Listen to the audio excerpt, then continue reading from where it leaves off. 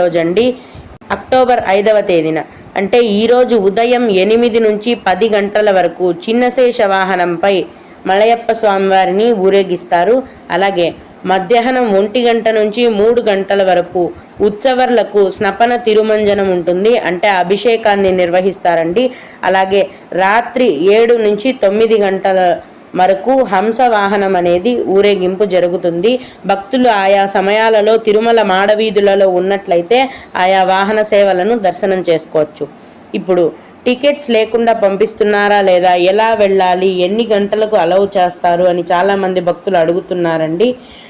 ఎటువంటి దర్శనం టికెట్లు లేకుండా నేరుగా భక్తులను ఫ్రీ దర్శనానికి ప్రతిరోజు టీటీడీ వారు పంపిస్తున్నారండి. దీన్ని ఫ్రీ దర్శనం అని అంటారు.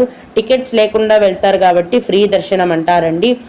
ఈ ఫ్రీ దర్శనానికి వెళ్ళాలనుకునే భక్తులు నేరుగా తిరుమల కొండపైకి వెళ్ళి VQC2